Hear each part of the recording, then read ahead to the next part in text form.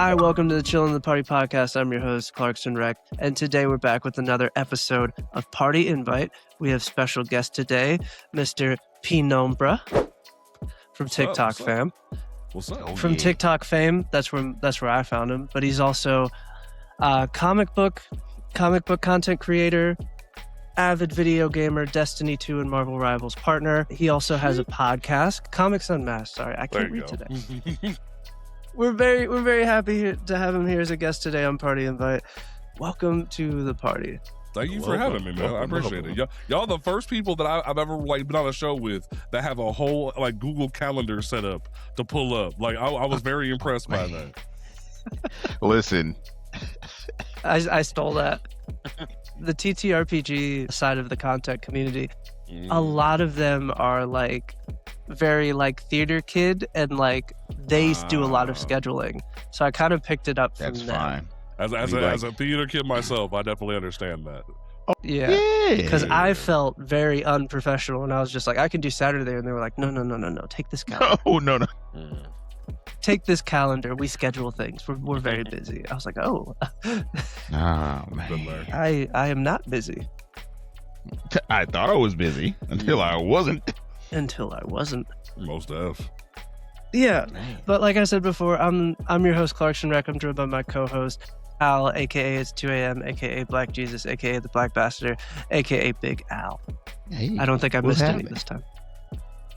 What's going on, y'all? Look, I have all the nicknames. It's all right. It's what I do. A man with many hats. There it is. All the hats. I have all the hats. But glad to be back. Glad to have JPenumbra. Listen, we already been vibing, so most def. Look, we got to get back to you, man, because this is a good time. Let's. Hell yeah. Here we are. Tell us a little bit about yourself. All right, I'm gonna say I've been making content in one form or another for actually about 10 years now. I started originally with my own comic review site. Back in the day, I was Shoot the Breeze Comics. It was this idea of just talking about comics, having a good time. Within a year, I was reviewing books for DC and Marvel for free. Had my own podcast back then. I know, right? I had my own podcast called Panel to Panel, and then was even recruiting people to help do interviews and stuff like that. That was a good time. Then the pandemic hit, and then the whole comic industry kind of dove inward for a little bit. So I fell off that, got into streaming, was doing things like Apex and Dead by Daylight for a little bit, but I dove back into Destiny, which was my first love. I love Destiny. But that kind of got me where I'm at now, where I play Marvel Rivals on stream, I play Destiny on stream. But I came back to my love of comics earlier last year, where it's just I was raised on comics. I've been reading these for so many years, and I want to educate people about the medium because so many people don't know about it. They don't understand what is so complex about it. I was joking with people on a live stream this past week where they were they didn't even know that the entire industry was held up by a monopoly for so many years. So it's when you start educating folks about things, they're blown away by what they didn't know. So I'm just here to be that guy for folks. It is that's you heard it is very intimidating to go into a comic book store, and because it's a medium that everybody's familiar with, but unless you're a part of really that community, you don't really know where to start or where a good jumping in point is. And I think this year there's a lot of really enthusiastic but really new comic book fans because of the popularity of the Absolute series, and then even the Ultimate series, especially with the Miles Morales run that was running with Blade, and them pretty much introducing Anansi. I feel that was a big point where a lot of people, the culture re-found its love for comic books. It seems it's weird because Miles, because originally the Ultimate Universe ended back in 2019, and that was when Miles got put in the 616, the main timeline, and he's been existing in the main timeline ever since about 2016, and just kind of existing and whatnot. But then they were hey, we're gonna reboot the Ultimate Universe, and then they were oh well, how does Miles fit into that? And he kept he went over to visit, but he's not from there anymore. It's a new version of the Ultimate Universe. But the past few years, ever since his creator, Brian Michael Bendis, left the title, you had great writers like Saladin Ahmed or Cody Ziegler come in. And Cody Ziegler has been probably the most famous one the past 4 years, who's definitely injected the culture into Miles, where you feel this sense of authenticity. That's not to say that Saladin Ahmed didn't try. He did his best. He introduced a lot of new concepts, like giving Miles his own Clone Saga. But there's something to be said about Cody Ziegler coming in and being like, I'm gonna give Miles basically his own Green Goblin from the inciting incident that put him above the poverty line.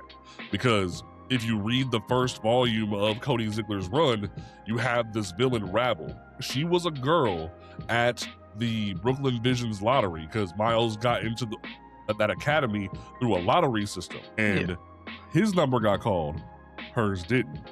So she spent years hating Miles, and when she found out she was a technopath, she began hunting him down, and she basically became the entire antagonist of the entire run, basically becoming an organic version of the Green Goblin for Miles. And that's been like the running thread through the entirety of the run. And then you have things like he teamed up with Blade, and then like a whole different event happened where Blade got mind controlled and bit Miles, and then Black Panther showed up. It's a lot, man. Like the whole arc has been phenomenal. Had the whole squad show up, man. Man, like it's crazy. And then because it was like in the same comic book run, we got Miles Morales, Black Panther, Blade, then Blade's daughter, and I was just like, oh, blood. God, it's everybody. I was like, all they need is Static Shock, and it's the whole Static Shock and Storm show up. It's everybody. Static is complicated. Static is a very complicated That's situation. the Image. That's the whole Image Comics thing. That is Milestone. That is Milestone through DC. No, Milestone, because the family still has the rights. I think the wife still has the rights. So, yes and no. A lot of the original founders, besides Dwayne McDuffie, still retain a lot, but it has to be like they all come to an agreement, because Dwayne McDuffie's a widow attained some of it, but they all have to come to an agreement. It's just the last time they tried to reboot the Milestone universe, I think it was like back in around 2019, didn't do so well in sales. So DC has been kind of gunshot to try again. But recently we had Batman Static Beyond, which is a newer miniseries going on right now. That's been very good. It's been incredible.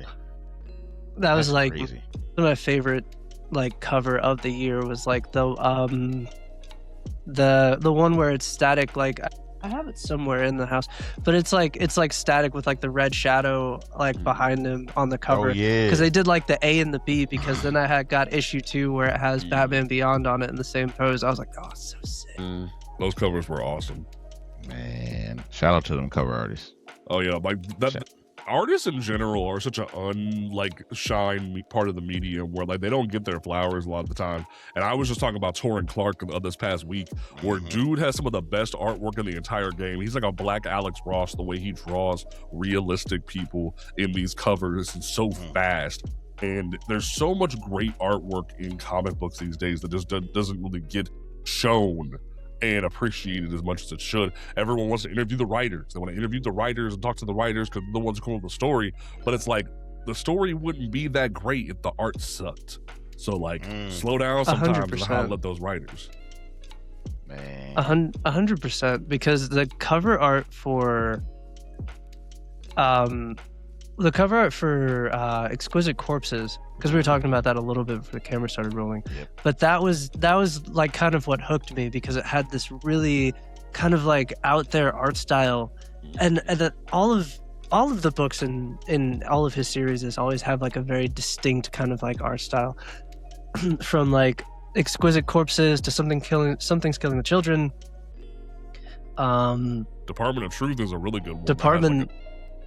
Department of Truth, and that one has a similar art style to The Nice House on the Lake, and they're incredible stories, but the artwork is what really like captures you, because you're like, oh, this is it almost like transcends, like, because it's kind of like a comic booky art style, and it was like, no, this is like this is way more detailed and way more incredible than like your basic, like what somebody considers something like a comic book art style. Oh, you know, like one of my favorite artists to this day is Sanford Green. Sanford Green draws this way where you like it's very like inexplicably black in his artwork style, the way he draws characters, but then he still draws white characters authentically. And it gives you like Harlem Renaissance vibes a lot, the way he draws. So it makes you feel like it's bigger than a comic book. It's your culture personified.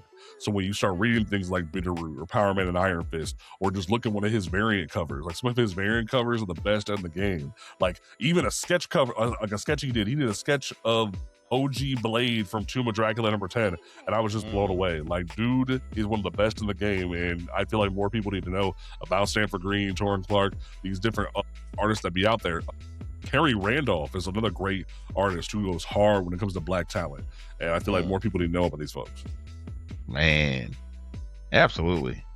We need to put this out. Let them be known. Let people see where it actually comes from. That's pretty dope. We're entering a different era where it's like more books aren't just like your Batmans, your Supermans, etc.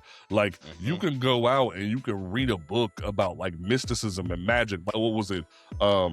Carrie Randolph and I forget who the writer is off the top of my head, but like they did Excellence, which is a Image title. It's literally just like Black Harry Potter, where like the entire book is just, Brandon Thomas is the writer. It literally is just, what if your whole family was raised in Black Harry Potter, where like the men were the teachers and the women were the shamans, and once you hit a certain age you had to be tested, and it's a whole different dynamic, and like there's all these great stories that you can read these days.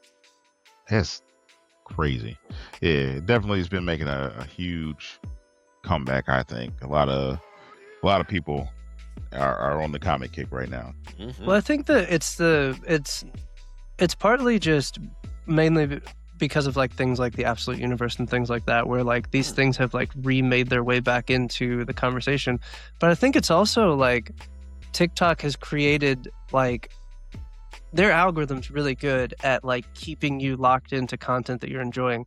So like I feel like the content creators for comic books have always kind of been there, but now due to the algorithm shifting and people trying to find more niches, and they're like discovering things through TikTok and their algorithm and even like YouTube and like Instagram, it's kind of like a, hey, I enjoy this thing, but I don't know a lot about it. And then there's people like our guest right here where it's just like, oh, don't worry, I got you.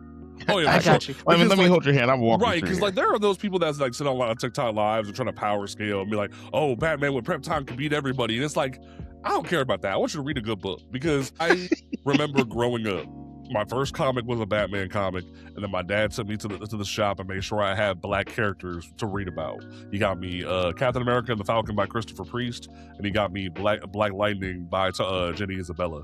And from there on, I was very much that guy who wanted to make sure everybody had a book, because it's to the point where our generation, especially like black folks, so many of us are illiterate, so many of us are struggling, and it's so sad to see like what's going on with like Kai Cenat right now. You see him trying to embetter himself, do right by himself, and people are like, he's being performative. He does like he needs to like learn how to, he should have been learning how to read. He was in college. It doesn't matter. You realize how fast people were getting fast tracked through school? That way, like the different schools could have good scores. Yeah, it's no like, kid left behind. Yeah. They're not allowed to slow things down for you. They're not allowed to fail you. They're not allowed to teach you year. real lessons. And it's like the comics have been a great medium to teach people. Yeah, absolutely.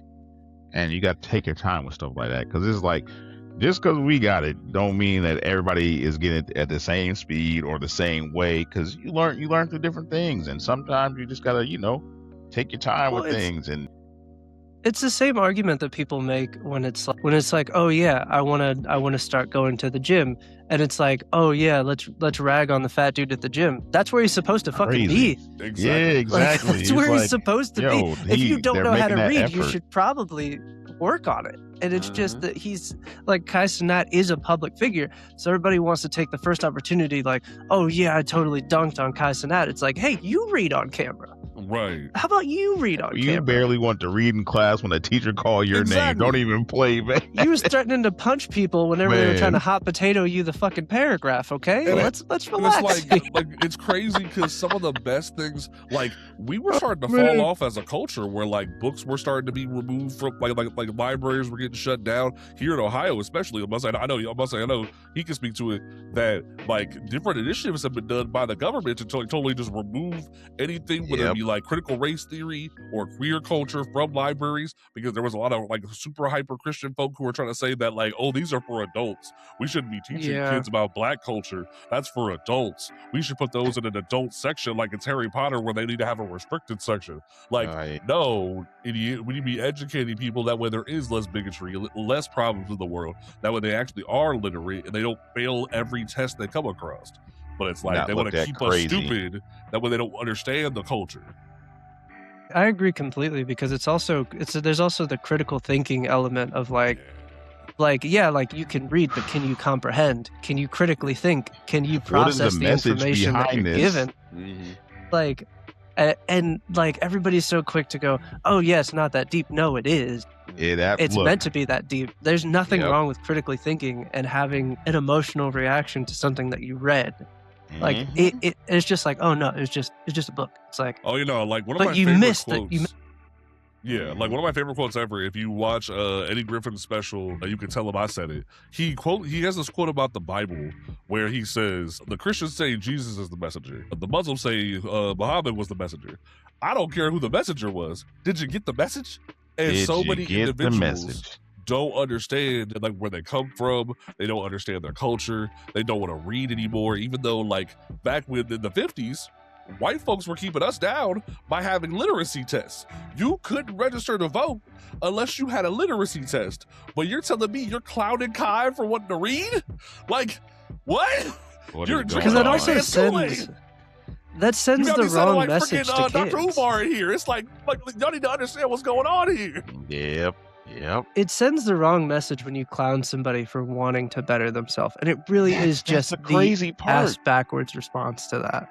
It's wild, man. Like, I don't understand. Again, it's just like we said. It's like, oh, it's not that deep. It is. Like, you can't be mad at somebody trying to better themselves and do it publicly at that. Like, being as big as a figure as he is, and being vulnerable enough to put himself out there. Like, yo, I have this thing that I'm dealing with. Let me share this journey with you. And then you go and talk trash about him, like. What's wrong again, with you? They forget that he became famous so fast. Mm-hmm. So like when that happens, like I'm pretty sure that switch happens where you're just like, I'm that guy now. Like I can't do normal shit. So then you see them do normal shit and you're just like, that's whack. That guy's like me. It's like, no, he was a person before he was famous. He's still a person. Before then, he's still a person. It's so ridiculous. Crazy.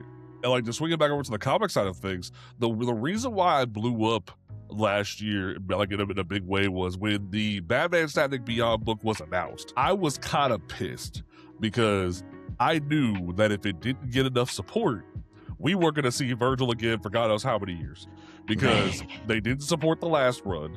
They didn't support him when he was in the main canon back during the New 52. And I straight up made a Twitter post and a TikTok video in the same 2 weeks where I straight up said, Black folks don't care about Static. And the visceral reactions I got, because a week prior, there was a young lady who went up during the Superman press junket and asked James Gunn when we were going to get a Static TV show, movie, whatever.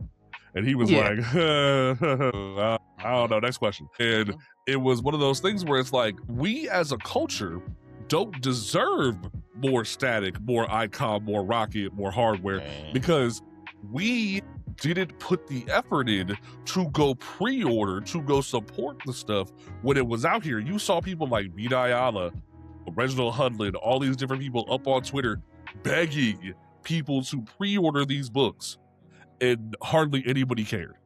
And what's so funny now is DC recently put Static Season 1 as a compact edition for like make it more accessible as $10. You can get it off of Amazon or at your local bookstore, your comic shop, and it's the same thing. The Milestone Returns run, just in a smaller form, and it's like less quality, so you can like bang it up and it not be that big of a deal. And everyone's been DMing me like, "Hey, when's the next Static book coming out?" I'm like, "What you mean? That was it. Y'all didn't read it. What you mean?" Like it's just like when I started to call people out, I would notice that people would say, "We don't want to read. We want more TV shows. We want more movies. We don't want to read." And it's like, you do realize that Dwayne McDuffie would have never got that TV show if he hadn't have made the books first, right? So maybe we should actually try to get some more books out there. That way we can get more stuff to make into movies and TV shows. True. Just a thought. Also, it's really hit or miss whenever they do these movies and TV shows. Because, like, for every, like, Fallout, you also get the Assassin's Creed movie. And then you get the Yakuza TV show. And as a long-time Yakuza fan, I was pissed. I was beyond fucking pissed. Right. Man. And it just makes me sad because, like, I remember when Black Lightning was coming out as a TV show. Yep. And I knew Black Lightning had an expiration date because he had 3 volumes worth of comics and then 2 or 3 volumes of Outsiders. After that, he ain't got nothing. Whereas you got Green Arrow and Flash, who have years upon years upon years of comics to pull from. Jefferson has a ticking clock. So it was very obvious when they got towards the end, they were running out of stuff to make content out of. Yeah. I was yelling at DC like, "Where's the next Black Lightning book? Can I get another book?" Nothing. And it was just like they did it to themselves. Or I remember when what was her name? The one director lady wanted to make a Naomi TV show. Naomi hadn't even been out in trade for 6 issues for less than 2 months. And straight up, it was like, you're gonna make a TV show out of a girl who has less than 6 issues of a comic book? Are you out of your mind? And it was canceled after the first couple of episodes came out. And I was just like, what you gonna do? And you have to, like, it's also a big thing of people being familiar with the subject matter before they make the thing. And it's like, you can tell when they're not, because then you get a Dragon Ball Z movie. You're just like, what up, Geeko? So much, yo, bro. There's so much source material. And like, it was there. It was for you. Like, they packaged it up real easy for you. And then Michael Fassbender goes, "Oh no, I've never played an Assassin's Creed video game. I didn't think I needed to. It's my own character now." And I was just like, stop, put it back. Put it fucking back. No. Put it back in the box you fucking found it. I still think one of my favorite little like fun facts is that James Marsters was so embarrassed by what he did as Piccolo. Years later, he went back under a pseudonym to voice Zamasu in Dragon Ball Super because he felt like he owed it to the fans to read that. Conviction is real. I didn't even know that. Mad. You know, if you listen to the English dub, you can hear James Marsters a little bit. He's Zamasu because he was so embarrassed by what he did as Piccolo. He felt like he had to make amends. There's been a lot of celebrity cameos in like the actual like dubs for animes lately, because Channing Tatum did his fucking thing, dude, in the Demon Slayer movie. He was actually, I was ready. I was prepared, thumbs ready to talk some shit about Channing Tatum. And I don't even hate him that much. I was just mentally prepared. I was like, out of all of these superstar A-list voice actors, and then we have Channing Tatum. What the fuck are we doing? And then I watched it and I was like, oh, no. They'd be some of the best ones sometimes. Like, you be hearing them like really go hard and you're just so caught off guard by it. It'd be amazing. That just, like, he had the inflection in his voice, and you could like really feel the lines. It wasn't just him reading off of the paper. Like, he was killed that shit. He was into it. That's like what's his name? Gachi Kuda. It's like listening to the dub. Zeno Robinson as Jabber. Yeah, man. Zeno, man, I love that dude to death. He has done some of the best work I've ever heard. And he is so underappreciated. Man needs so much more like actual love out there. Like for a long time, he was starting out small. I remember when he did he was in Cannon Busters. That was that's one of my favorite animes to this day. That never got another second season. But then he got big and got Hawks for My Hero. Hawks, man, and then he took Hawks off. He took at off. that. Yeah, there was a lot of grinding for him though too to get there. Like we listened to him when he's at DreamCon. And it was his like, panel at DreamCon when bro, he was talking about like crazy. sending audition tape after audition tape after audition tape, and then like not hearing anything back, and then he was like maybe it's me. Then he started learning how to like edit his own audition tapes so he can send out more at like a faster clip, and he could know exactly what he was sending. And like, and then he just talked about like getting that first like recognizable part, and then from then he was like for everybody else something changed. He was like, but for me, I'm just gonna keep sending out those auditions. You gotta keep on going. We definitely need that though. I mean, that's, as we said, when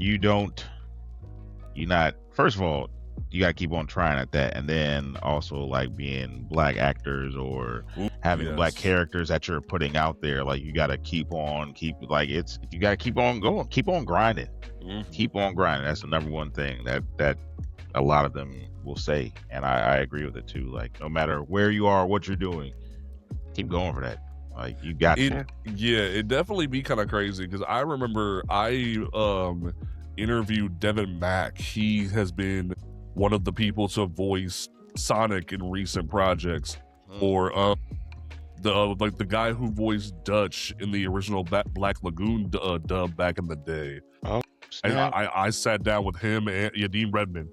I sat down with him and Devin Mack back on my old Black Nerd podcast, Blurred Grounds, and they talk about how being in the industry is a grind because you have to prove that you're not just going to walk in the door and sound urban, as they say. You have to walk in and show that you can do different voices, do different things, and actually be willing to adapt different types of dialect and not just be the stock black kid coming in for an interview. Typecast, right? Like you have to actually be willing. Like you kind of have to pull a move sometimes and be like Jaleel White and say that's no good as Sonic, or you got to be down to do something different and sound pretty white for a character. And it definitely can be a dynamic that you're not used to. I can definitely see that because you can see it in like the interviews when they talk about it. Because like I can't remember what his name is right now, and it's killing me because I can't remember. But he's voiced nearly every goddamn character on like early 2000s to like late 90s Cartoon Network. Like yep. He was Samurai Jack. He was Phil Lamar. There we go. Phil Lamar. Yeah, Phil Lamar is a legend. Brother grinded for years. He was Samurai Jack. He was Jon Stewart. He was Haku. He did so much, bro. Like he would even do things that he wasn't really the most thrilled about. He was like he was grim. He was grim. Well, he wasn't grim. Yeah. No, he wasn't grim. No, was he? No, he wasn't grim. Oh man, no, he wasn't. Someone else was grim, but no, Phil Lamar is definitely one of those guys that grinded for a long time. And Greg Eagles voiced Grim. He's another great black voice actor. Yeah. Yeah. He was Afro Samurai. If you want another nugget there, Grim was Afro Samurai. Dang, dude. Oh, yeah, Look, the grind. That for real. And then, like when you look at the catalog that goes along with it, you're just like, one person was like every iconic voice that I can remember from Cartoon Network, all at the same time. Mm-hmm. And it was just like all it took was like that one chance, and then that one audition where everybody's just like, oh, he has the talent to do this. Oh, most definitely. Like there'll be times where people get mad and be like, oh, why do I hear Troy Baker and everything? Or I remember when the Grifters went after Deborah Wilson a while back when they started seeing her in a lot of stuff. It's like, do you know how long Deborah Wilson has grinded in this industry? And you're mad at this woman for working her ass off? Like, are you out of your damn mind? Oh, she mocapped for this character and this character. It's like, do you know what she's done? The work. But were they good? But were they good? Awesome. All of them were fucking incredible. Even in a train wreck game like Suicide Squad Kill the Justice League, where she played Amanda Waller, she still acted her ass off. Oh my gosh. It just, it's so crazy because you think like, oh, this person does this role, and that's all a lot of people know her for. But then it's like, go back and look at that catalog for real, because it is not what you think it is. It is much better, way further than a lot of people think it goes. Like, also, let's keep it 100. We all know the most iconic voice to us is fucking Destiny fans. Like, let's keep it a grip, because fucking Savathun, every line in that game, ruined an entire generation of men. She ruined an entire generation of men, brother. She comes in out of nowhere, and I'll admit, she had a different contract than a lot of people, because when what was it, the last expansion before Renegades came out, during the voice actor strike, she voiced Ikora for a little bit, like the first round of the first update, and then once the voice actor strike ended, Mara Juno went back in. But when you first boot up and you hear Deborah Wilson being Ikora for a little bit, you're like, wait a minute. All right, okay. Ikora's got more depth now. That's what I thought. I was like, oh, like it shifts you a little bit, but like you understand that she's willing to grind where others are by different contracts sometimes, and it shows you that she's serious about her craft. Man, it's crazy. It's crazy. Like, it's so wild. I don't understand how you can talk. There's nothing bad you can say about her. It's because they don't like that she's bald. They don't like that she's heavily tattooed. They think that she's ugly. Because that's the weirdest part about this generation of weird little grifter white dudes who they like to pick and choose. They wanna police how women look. And it's like, you really be showing that you get no bitches. And it's so sad. Like, you're literally the definition of the Elden Ring meme. You're maidenless. Oh, and you're my gosh. Maidenless. Her bag. Like, like it's so you're sad. Maidenless. Don't be maidenless. Because you can just here. go to Deborah Wilson's IMDb behind and the voice it actors. She be grinding. It's so insane that you get, like, in the same breath, you get Mortal Kombat Avatar Baby Shark. Can we take a fucking She's been voicing moment? Daisy Duck and Ursula for Disney for a hot minute. Like, she just be doing everything. Like, and it's you can't how can you hate on that? Or like one of the greatest voice actors of our generation, Cree Summer. Cree Summer did some of the craziest ish over the years, where she went from being Susie Carmichael on Rugrats, number 5, and yet they look at her and be like, I don't know if I like that. And it's like, why? God, why would you not be attracted to that? And it blows your mind, man. It's ridiculous. Like, come on.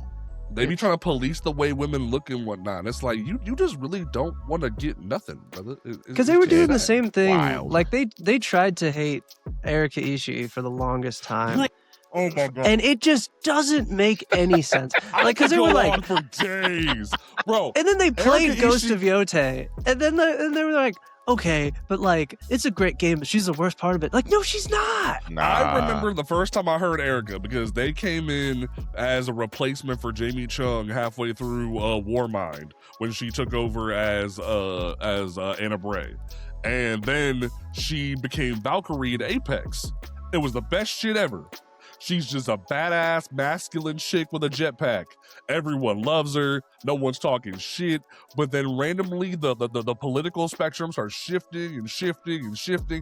And then you see these dudes getting mad at her for doing her thing, having fun on Critical Role. And then you see her being Ghost of Yote. And I'm like, get your bag, girl. Do your For thing. real. And then they're mad at her. And it's like, you're mad when Jensen Kai looks like a beat up Asian man, but when she's a beat up Asian woman killing people, you're mad.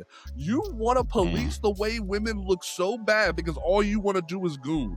You have a chronic problem where all you want to do is goon, and it's a problem. Like, it's a He's spin right now. I could not fucking agree more. Normally it's Crash Out Clark. Well, we gotta come up with something for you, because I got nothing on it. Put him in place bro, Penumbra. I have so much. Put him in place Penumbra. There we go. I can't don't mind allow being on a second anybody. show, bro. That's what I do. Like, I don't mind. Like, I tried to launch a video game podcast for a minute called In-Game Dialogue. I just couldn't find dedicated hosts. And it's one of those things where it's like, I have so many opinions about things where it's just like, we got to quit letting these weirdo, like, gatekeeper grifters be like, I remember when all black people were tokens and I could just sip over big titty bitches and not have to worry about anything. And it's like, y'all do realize that, like, y'all can still go do that in certain genres of video games, right? We can still have progression and other things, right? Like, and it's like, But then, like, they don't even play those games. Like, if you really felt that way, don't play them. If you really felt that way, Stellar Blade would have sold way more. And exactly. Oh my god, let's keep it on it. Like, you're not. The crazy part about it is that people are letting the people that have all of these terrible fucking takes about things form their opinions for them. And these are the people that weren't gonna fucking play the shit or watch the shit or enjoy the shit in the first place. So you let somebody talk you out of some shit that you would have enjoyed for a reason that is inconsequential because they're doing it for the little $2 in fucking AdSense money, brother, and it doesn't make any fucking sense. One of the biggest crimes of 2020 from gaming was the assassination by Roach Incarnate Asmongold towards South of Midnight. South of Midnight was a game for the culture. It was a bunch of black folks making a game about Southern folklore. And it was so good. They premiered the trailer at the Game Awards. It looked so dope. And then it finally came out. It was getting ready to come out.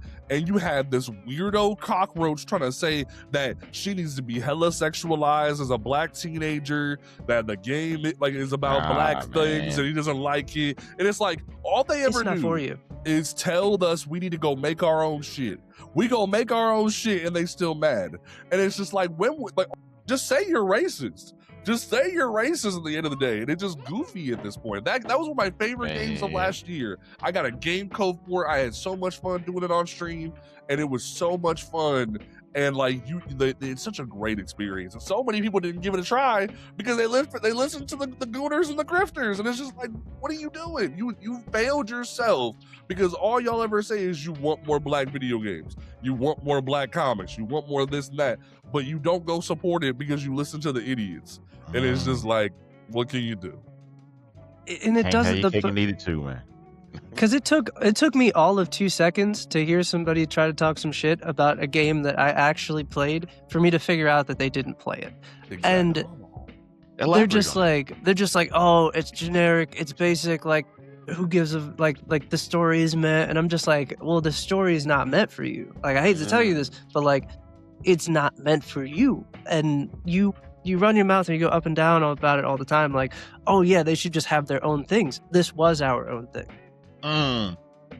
And everybody of the culture that played that game had that It's the moment. same thing with Black Panther, where it's like, we got our own shit, you're mad about it, but then when Sam Wilson takes over as Captain America, you're still mad. And it's just it was supposed to happen. It was supposed to happen. That was it'd be so annoying, man. It's so frustrating that they be acting like that. Like, they're gonna be real upset when they figure out that, like, just do better. Do better. Like, just saying. Like at one point, an alien was Captain America. Like, let's be real here. Like, what are we upset about? What are we upset about? It's just racism. They don't like the idea of black folks being in the spotlight. It's the same thing with all the controversy that went on this past week in the comic community about Miles Morales. You had them seeing the one page of the Not My Spin. Spider-Man shit. Oh no, not my. Yeah, the Not My Spider-Man was really weird because I was like, it's not your Spider-Man. You still have fucking Peter Parker. What are we talking about? My biggest thing is that, like, we're I think it's in December, we're finally getting Amazing Spider-Man issue 1000. You've had this man for over 1,000 issues of comic books, if not more so because of things like Web of Spider-Man, Spectacular Spider-Man, Amazing Fantasy, etc. You've had so many different iterations of the same white dude telling the same 5 white man stories. Like, there was even a joke that my logo editor did where he's like, we made a joke where it was Parker Industries mayonnaise, because all Peter Parker is good for is a jar of mayonnaise at this point, and you don't want development. You just want the same 5 stories over and over again. But the minute Miles Morales it starts to get elevated to be the next generation Spider-Man, you get mad and you want your mayonnaise back. And it's just like, I guess you just want your mayonnaise, man. I'm sorry. Like, you want Gwen Stacy to come back from the dead again? You want more clones? Like, you want Mary Jane to divorce him again? Like it's just all you want is the same shit. They don't. That's the thing, though. They don't want. That's the thing. They just want to talk about it. They don't want the thing, because the people that enjoy it are already enjoying it. They just want to talk about it as if they know what they're talking about. Exactly. And then that's it. They read the Spark Notes version. They looked at the cover and they were just like, titties aren't big enough. Nope. Like, didn't play it, didn't look at no content, didn't do no research, just copying what you heard. It's the same shit that I dealt with this week, with this dude who was mad that Captain Marvel's suit wasn't sexy enough.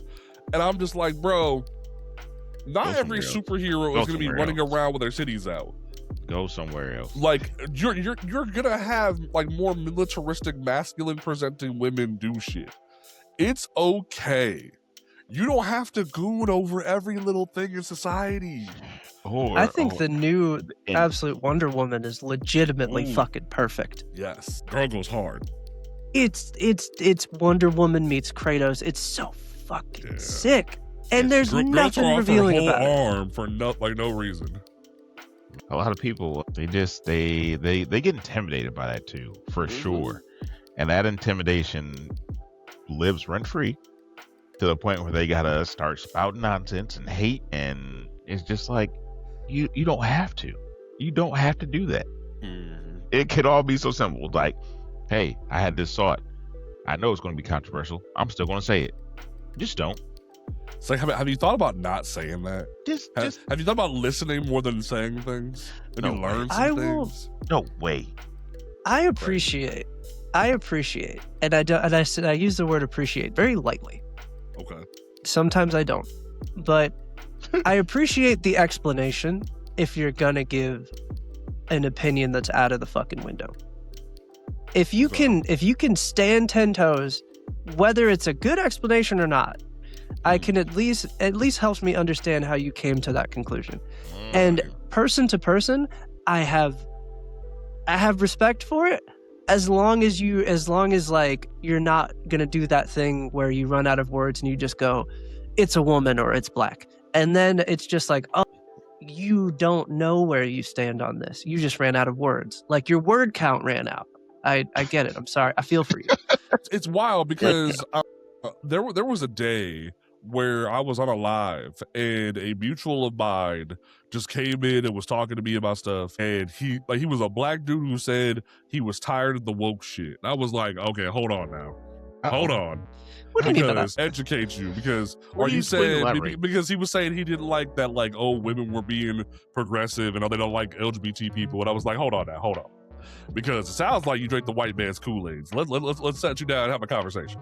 Because woke originally was a term that was cultivated by black folks to warn them about police brutality and that stay woke around your people because things were getting problematic. Then the Comics Gators founded and started to create the term go woke, go broke, because they associated it with anything black, anything POC in general, anything involving a woman being progressive, anything involving a queer person being progressive. And it was like, this started to become a thing where when black folks say woke, they're just taking themselves out of the equation and saying, yes, massa, we'll fight with you. But then you realize how stupid you sound drinking the Kool-Aid, and you yourself become woke and you understand the problem. Once I explained that to him, it opened his eyes, because all the stuff people fight against, whether it be LGBT people or women becoming progressive, or like, there was this dude who straight up said on, like, in a podcast, he doesn't like the idea of another grown man cutting his hair.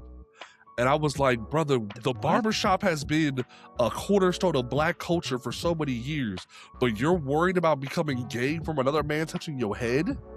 You have grown ass dudes or like just any like little kids scared to bend over to pick up a piece of trash because they're scared about being said no diddy about them or no homo about them because we keep teaching kids that being queer is a bad thing. And it's like we've cultivated this society where like we drink the white man's Kool-Aid to where we think the term woke is about the negative when we're the ones who came up with it. And it's hilarious to see how we failed as a culture in those aspects to where there was a whole dude on YouTube who was saying that Apex was too woke, even though Apex has been progressive since Jump, where they have black characters, they had queer characters, they had Eastern Islander characters, and everybody was there. They were out with it the entire time. It was not a secret. Like they gave you the character backstories, and then they were proud of them. It was a diverse group of characters with different backstories, and it allowed people to see themselves in those characters. Like, we're not all grizzled white men, I promise. Like, that's not... I don't want to play every game as a grizzled white guy. Now, there are some games where it's appropriate. If I'm playing 007, yes, I'm going to be a grizzled white guy. But if I'm going to play Halo, I'm a grizzled white guy. And you see that the first starting character is a cisgendered, straight white male, and then you get to customize it. The culture around white people is they're so used to being the default that when they're not the default anymore, they get scared. That's the problem. And it's just it's strange, and because like there was a moment when Assassin's Creed Shadows got announced, and I just in this moment there was a moment where they had to decide who they hated more, black people or women. And I really couldn't fucking call it because I was the same thing when the Star Wars sequels happened. They couldn't decide who they hated more, black people or women, and they chose the black people because the black dude didn't get the lightsaber. And I was like, why? And then like when they actually like played the game, they were just like, oh, like you can't force me to play as a black dude. And I was like, okay, so we hate black people more. We've arrived here at this thing. But then you can play through the entire game and not use him at all if you don't want to. Like, I think there's like two missions that require it. But notice like 10 years prior when Assassin's Creed Origins came out, the gameplay was so good and the culture wasn't that twisted yet because of the president that everyone was cool with buying Kasiwa. But now they see this dude in feudal Japan, and they want to make all these racist jokes and AI George Floyd's face on him, and it's like y'all wasn't saying all this shit about Bayek Siwa. You saw him stabbing people and didn't give a shit. So they didn't say anything about Freedom Cry either. And he was literally freeing fucking slaves. He was literally freeing slaves. And it's just like, but back then, they didn't care as much because games weren't mainstream. They didn't have to worry about it. And it's like... That's so crazy. There was a whole Assassin's Creed spin-off game about freeing slaves, and you guys are upset about the fucking samurai? Are we serious? It's wild. It's wild how the culture shifted so weirdly out of nowhere. I didn't like. And then they were like, oh yeah, everybody's just gonna act like the fucking black samurai is normal, and I was like, they didn't. They acknowledge it at every fucking turn. They acknowledge it at every fucking turn. When the game opens, they acknowledge the fact that he was a slave from the fucking Portuguese. What more do you want? You want for real? What do you want? They saw it and they were scared of black man. They think black man is problem, so black man is scary. That's their logic. The greatest assassin in the series, Ezio Auditore Fidense, punched the fucking Pope in the face, and we are still talking about historical accuracy. Yeah, it's wild. Literally, there's an entire DLC of a different alternate reality where a Native American assassin fights King George Washington, but we out here worried about historical accuracy. Make it make sense.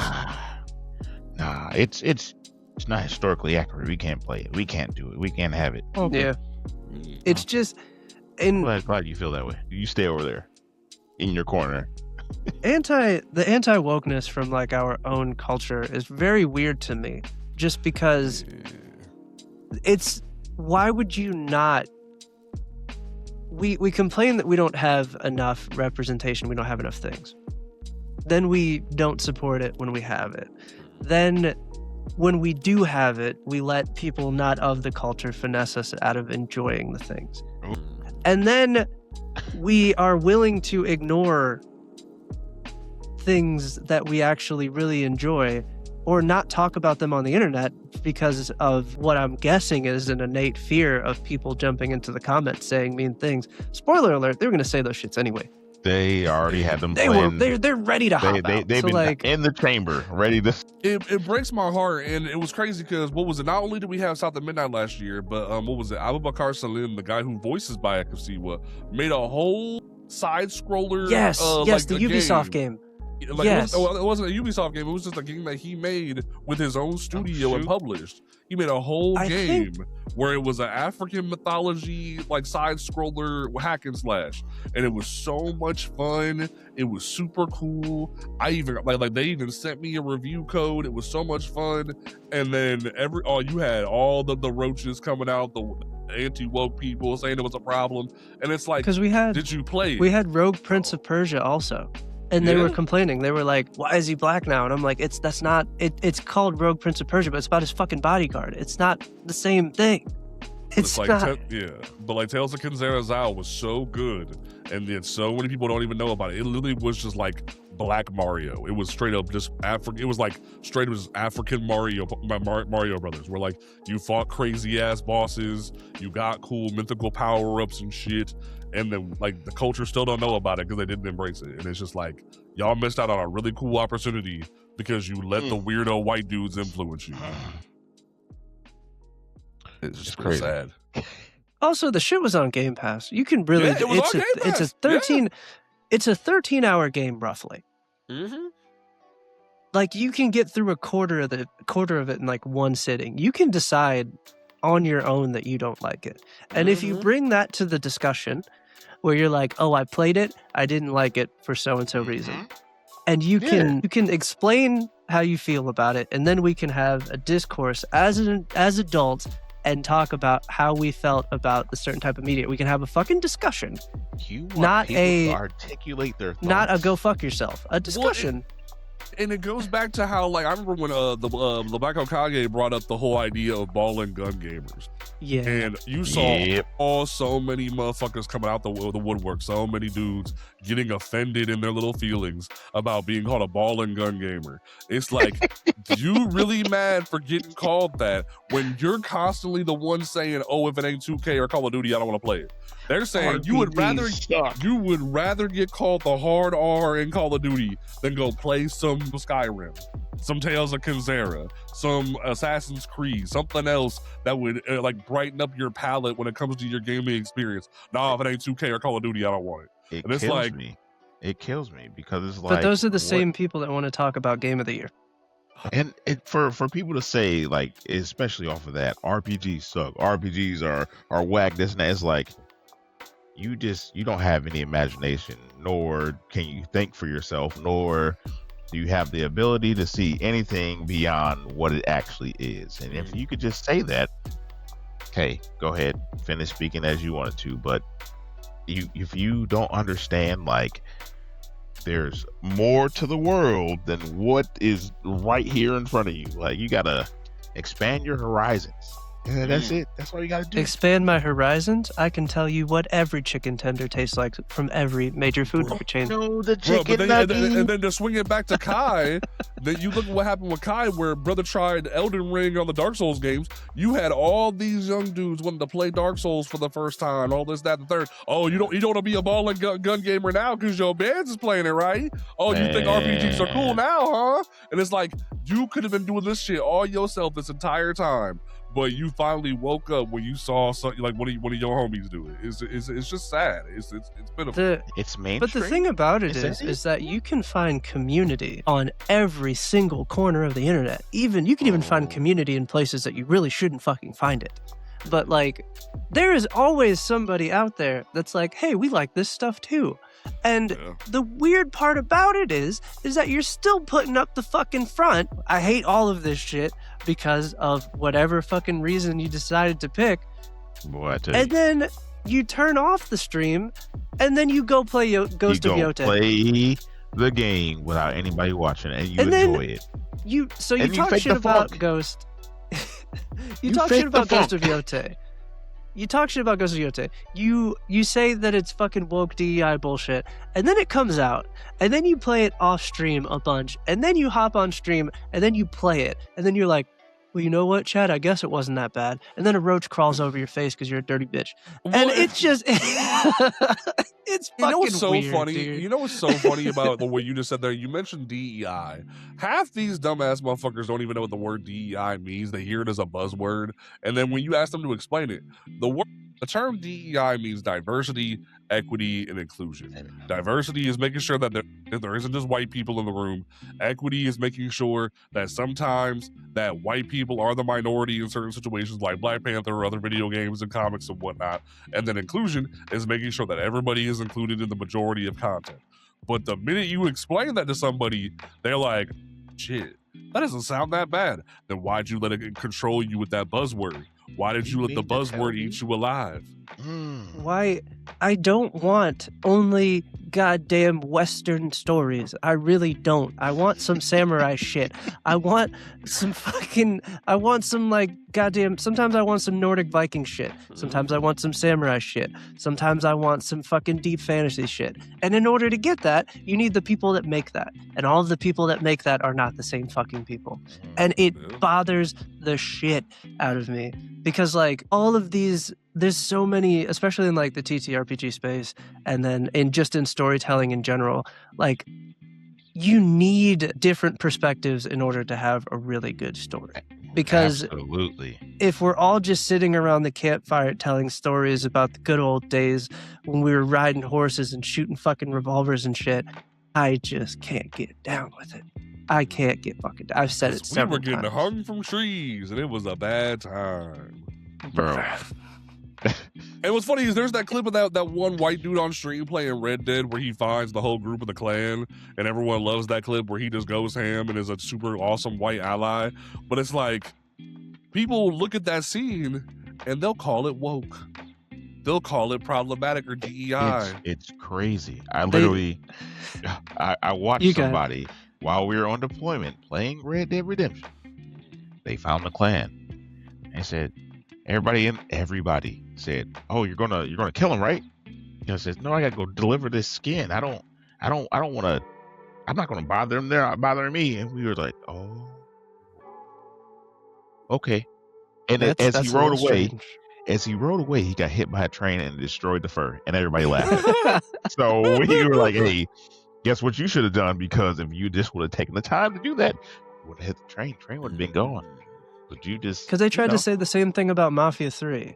They were like, oh, like it's just too woke, and I'm just like, no, it is just time period fucking accurate. Like it's really uncomfortable for you. Yes, it is. It's uncomfortable for me. I was about to say, it's uncomfortable for everybody. You just need to learn how to say that. Hey, I don't like this. It makes me feel uncomfortable. Well, do some soul searching. Maybe. Well, and maybe like what's so funny about what yourself. you just said there is there's a whole generation of dudes right now that like they call it the male loneliness epidemic, where you have the sensitive white people epidemic, where they're tired of being told that their ancestors or their fathers and grandfathers did problematic shit.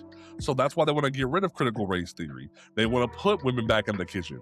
They want to get back to the days where they were in power and they didn't have to think about feeling bad about themselves.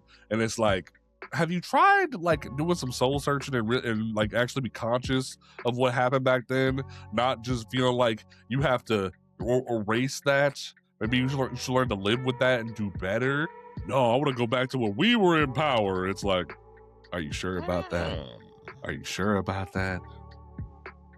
It's such an, because it's always just like, they always come with the term like, oh, you're taking something from us. It's like, no, here's the graph, right? We're trying to create even. That's equity. The problem is that it never was. We never reached even. That's the problem. Exactly. So everything feels like it's being taken from you, but you don't understand that like it never equalized. It was never fucking close to equal. Exactly. And of course, like having like it's like explaining to a child, like, hey, you have a whole fucking pack of cookies.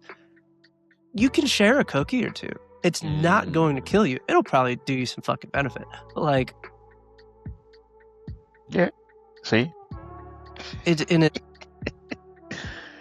How are you mad? Just how are you mad? That's a real question. They are mad that they're not the focus anymore. They missed the days where they saw Joel taking Ellie and keeping her safe. They missed the days where they saw 007. Like I even saw dudes who were super excited that a white man was playing Kratos.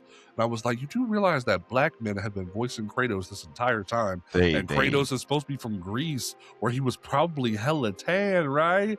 Maybe you should think about that a little bit. And what's so funny about that is the white guy from Remember the Titans is playing him, so you know he really ain't gonna put up with that shit when you really think about it. So they ain't ever gonna get him on their side.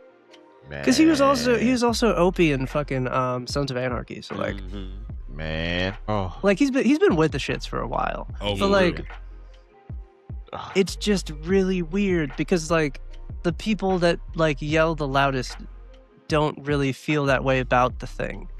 And they're influencing people who are don't have opinions. Half the time. You'll see the random. Like I remember when I saw Boogie 2988 starting to turn heel and be a grifter. I was like, you used to be one of the most progressive, chill, big dudes on the planet. And then when Boogie 2988 started walking around being ignorant and trying to say that he was gonna be a grifter, I was like, what has happened to our society? And it was like, oh, you're broke? That's why you're doing it. Oh, dang, you broke, don't say that. All right. Like, just say you're broke, brother. You know, maybe if you express that a little bit, people will be willing to help you. Maybe. You know, just being a good person isn't that hard. So when you're good people, the other good people want to help you. Even sometimes when you're a bad person, good people still want to help you. Oh, for sure. You can be a likable heel. You can. The WWE has shown this. Like, you can be a likable bad guy. There's a lot of really good examples. But do you know what it takes to be a likable bad guy? You got to be witty. You got to be smart. You have to be able to make those arguments. Like, for example, the UFC. Chael Sonnen is an asshole. He's never not been, but he's funny. He's witty. There is some truth hidden behind those jokes. But like, at certain points, it is undeniable. So like, it is what it is. Like, The Rock used to be a heel. Like, let's not forget that. He wasn't always like the fucking babyface. So you can say The Rock the mean left the thing. WWE as a heel. He was the final boss, and then he just I was about to say, disappeared. it's like he came back as a heel. He beat the shit out of Cody Rhodes, and I was pissed off about it. Yes, I am. As someone who just got back into WWE right as the whole bloodline thing was ending, I've seen some shit in my time. I left when Cena beat some things. I left when Cena beat The Rock, and then I came back as the bloodline was ending, and I've seen a lot of stuff in my time. Those storylines get pretty good. They do. They do. You can't even hate. They've always been really good, though. That's the thing. Oh, for sure. Like it's just a telenovela with fighting, except for like telenovelas also have fighting. It's a telenovela in English. Like a perfect example is creating some equity recently is that Triple H got real tired of everyone saying that he was racist. So he said, fine, Oba, Trick, all of y'all motherfuckers get up to the main roster. And it's like, we get real black around here now. What? You mean somebody saw that they could change opinions? I mean, but that was also a ridiculous claim too, just because like if you look at like the main, like some of the most popular WWE superstars, it was like Jey Uso. I mean, but like other than Triple H's pet group of Samoans, it really didn't feel like there was any other there was people old of girl color. there was old girl that was whipping people with the braids. I'm not a hardcore WWE fan. Bianca was there. That's fair. I'll give you Bianca. Bianca's all right. That's fair. But like it was very few and far between. But then you look at NXT and you had like a whole group of brothers ready to come up, and then they all got called up recently. And it's like now we gonna have some fun. It's gonna be a real good time. Well, man. It's just giving everybody a shot. What? You mean people can be different and still create good quality things? There's a different background, and you still do good things too. So like whenever people use the word different, it's also interesting because like the planet like this big, right? Yeah. So like planet like this big, like America like this big. So like when you really look at it, it's really not just being different. It's like because different is just a weird thing, especially with everybody being so interconnected on the internet. Like different is really not that fucking different. Like you can really find somebody to agree with some shit with you, even no matter how weird or bad or good the take is. Like one of my favorite moments of the past year was when there was a really stupid brother who popped up on the Marvel Rivals community and tried to say that women were bad for video games. And everybody they got his him ass. alive. They got his ass. They ate him alive. You want to go into the internet and say things like that, and this year.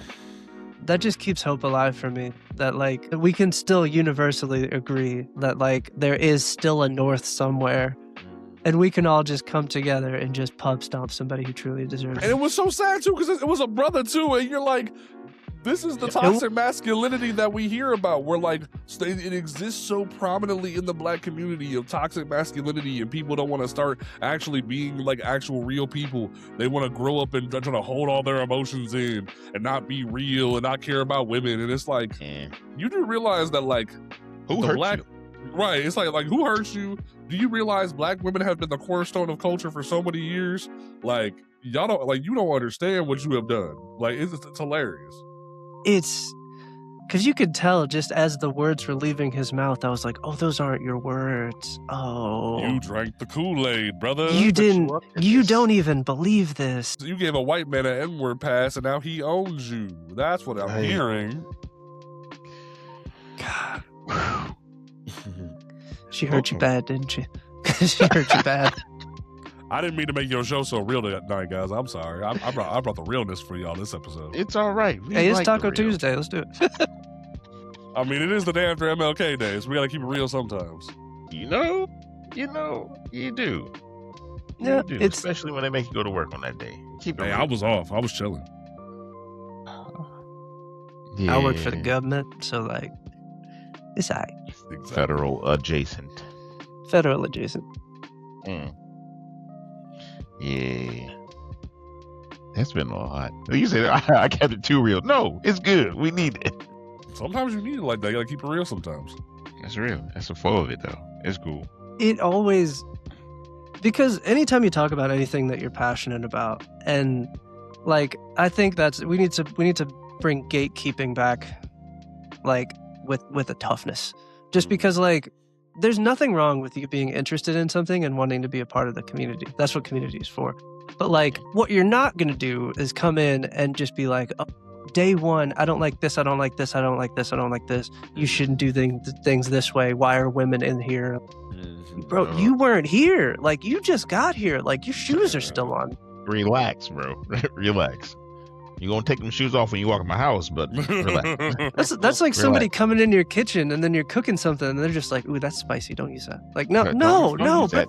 Get out. Actually, get out. Don't bother me in there. God, it's such. I like stuff. Let me keep my stuff. Fuck off. Let's keep our stuff. If you want to talk about stuff, come join us and talk. Have a intelligent conversation, as we are here. You know, we're just. Because I'm gonna keep it quick. I try to be as honest with people as possible about the fact that like video games, comics, everything has always been political, whether you like it or not. Man. It's always been like that. Like they don't want to. Star Wars isn't political. X-Men isn't political. I was on Afrofish OG's show last week. Yeah, he put out a clip where I talked about how Star Wars has always been political, that the Empire was based off the Nazis and whatnot, and people were like, "What do you mean Star Wars is political?" I'm like, "Are you okay, no. Brother? Are you okay, brother? Like the uniforms. Who hurt you? Like you just totally missed the plot, didn't you, brother? Like who hurt you?" sometimes they say the quiet part out loud too. Like sometimes they're just not even hiding the political nature of it. And like even in video games, like one of my favorite games of all time. Like I fucking love Mass Effect. And it is entirely political. And it doesn't even show humans in the best light. Yup. And it's fucking accurate, because I think that if we ever got up to the Citadel in this current time, if we made it to the Citadel right now, it would be pretty similar. Cerberus would be a thing. Yeah. We wouldn't know how to fucking act. No. We shouldn't be invited to the Citadel. Like, it's fine. We're not ready. We're not ready. The culture is not ready for those kind of moves. We got motherfuckers trying to take over Greenland right now. We can't even take care of our own damn people. We got motherfuckers starving, but we want to go to Greenland. Like, what? Oh my God. Oh, that's a part. God. Man, I almost jumped off over there. That woo. People are starving here. People need education here. People don't have lights. People don't have clean water. And it was so funny too, because like there was like the thing of Don Lemon, one of my favorite journalists of all time, like was speaking about some ish, and then in comes Nikki. I was like, I saw the clapback. I saw the clapback. It was so beautiful. Well so deserved. Beautiful. Well deserved. And I was like, like, this is there a person and petition? this person in your family. Right. This person and this person. How'd you get here? The thing about it is that I'm so fucking like TikTok conditioned now that I could hear the fucking sound effects in the background. Like, I can hear it. It's you just hear like the fucking tinnitus noises going off. It makes. I remember the one video I saw where it was like, maybe we should have listened to Lil' Kim back in the day. Maybe we should have not let Nicki get as powerful as she is. And I'm like, damn, maybe Lil' Kim was right. Some of y'all wasn't paying attention. Some of y'all wasn't paying.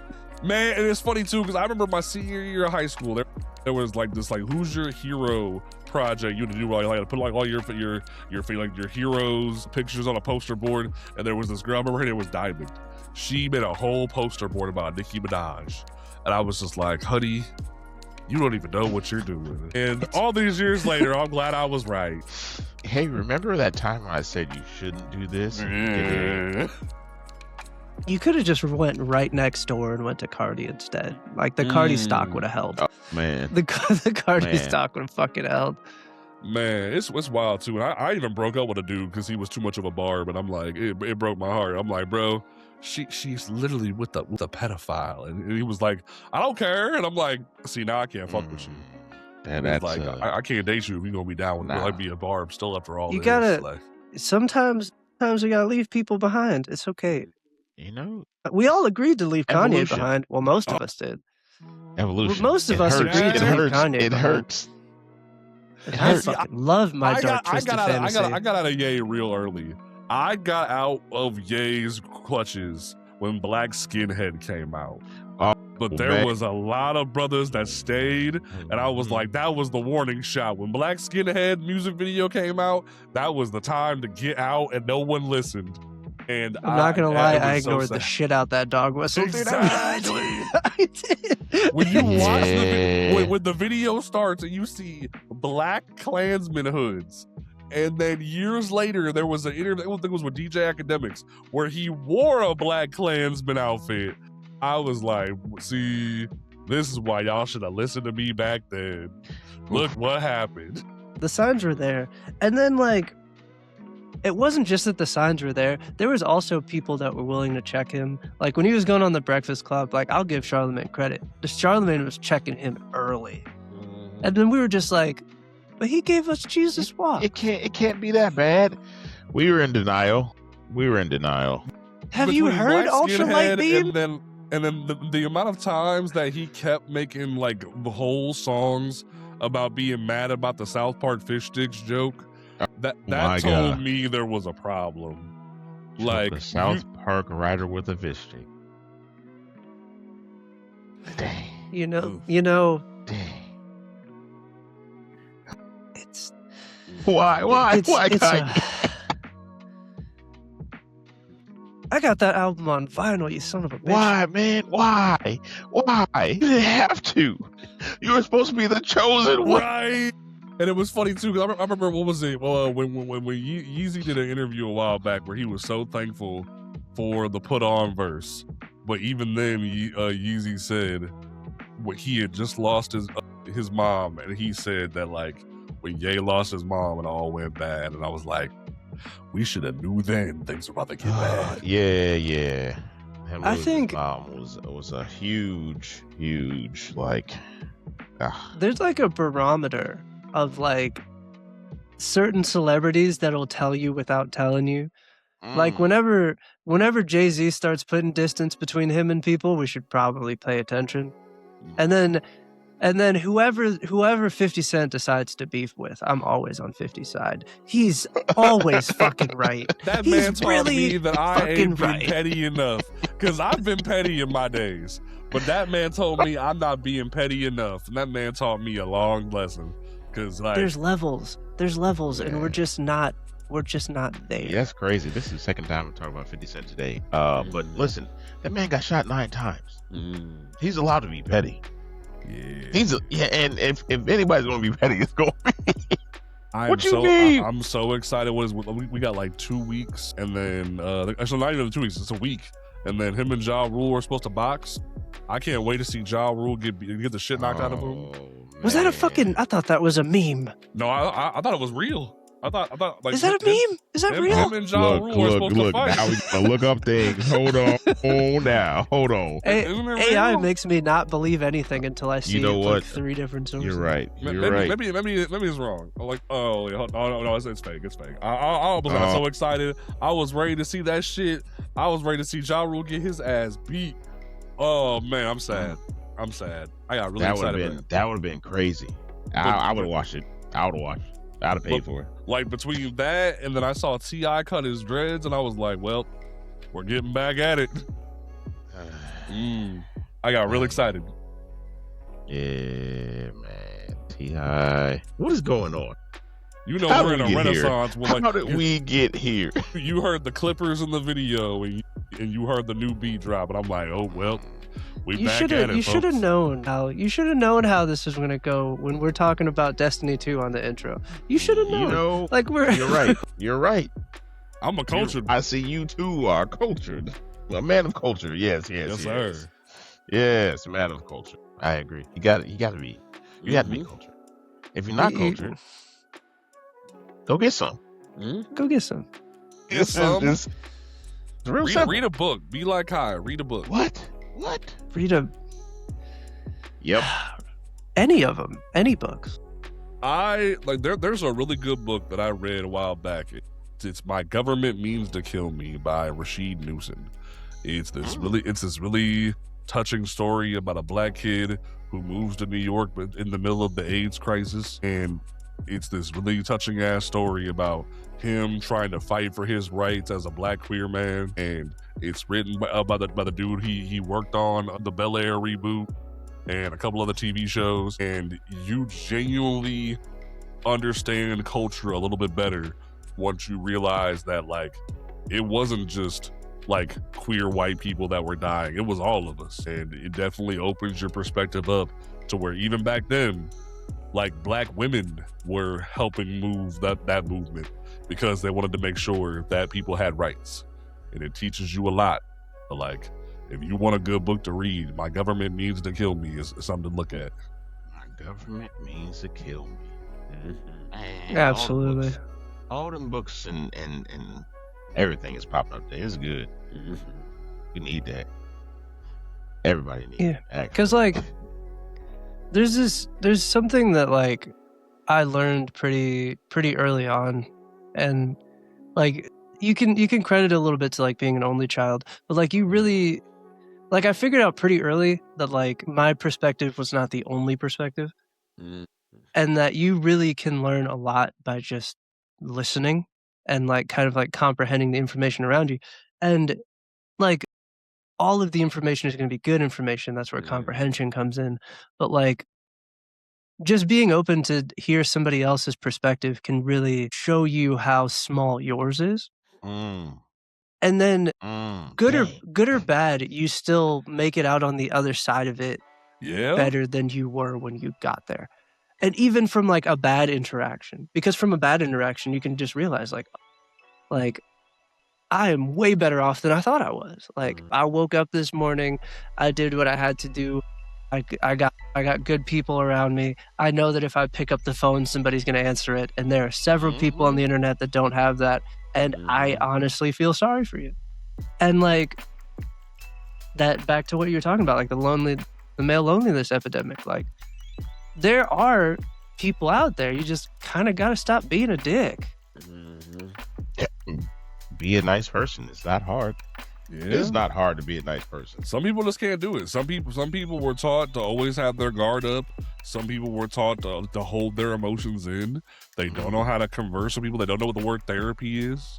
They don't know how to actually talk to somebody about their feelings because they were either hit to the point they were told to stop crying and be a man. They were told to actually like bottle shit up and deal with shit. And it's one of the things where not everyone knows how to cope with stuff right. And we're living in a generation of people that don't know how to control their emotions, and it sucks. And it definitely could be a thing. And I think like just to spear the conversation way off topic, but kind of like a callback when we're talking about South of Midnight, because like South of Midnight touched on a lot of those themes. And there was I forgot what the actual name of the monster was, but when you get to the man that like kind of like turns into like the owl monster, and you figure out that he became that monster because of all of that like bottled up trauma and how he wasn't allowed to show his emotions, and he was always expected to just keep going. You'll survive, you'll figure it out. And that turned him into that monster. Like there were so many moments during that game where I was just like, fuck, this shit is talking to me. Like, and then Mr. Roger reviews, when it got to the part where with the mer monster in the swamp, like that man broke out into real tears. And like that's what's so amazing about media like that can really like grab you and make you feel things. And that's what's so disingenuous about people that are like, oh, it's not that deep. It's like, but it could be. You could really feel some shit if you were willing to let yourself feel some shit. And it's a great fucking feeling when you connect with something, whether good or bad, because like sometimes you read some shit and you're just like, that's fucked up, but you still felt it. And like how I always bring it back to the main topic when it comes to like talking about comics and whatnot is Dwayne McDuffie, the guy who created Static. He was one of the founders of Milestone. Him, Michael Davis, Dennis Cowan, all those great dudes grew up in an era where you either had big-lipped, weird caricatures of black people who were sidekicks of things, or you had Luke Cage, who, even though some people are real diehard Luke Cage fans these days, but Luke Cage grew up at was created in an era where being a stereotype black man was the joke, where it was the only representation they had. So when you read Icon and Rocket by Dwayne McDuffie, there's a Luke Cage caricature in it because they were so offended and wanted to make sure they made their own superheroes because they didn't like Luke Cage. They thought that he was just a caricature of the culture. He wasn't a real representative of the culture, and they wanted to make their own black superheroes that matter. And it goes to show you that even when we make our own stuff, people are going to be against us. But when I tell people that pre-ordering your single issues is what matters most, if you want to see more Static content, want to see more Mr. Terrific content, Blade, Black Panther, whatever, it matters that you go out and pre-order it because those are the only numbers that the publishers care about. Because a white person has the privilege to not pick up a black character. They can go pick up Batman and be fine.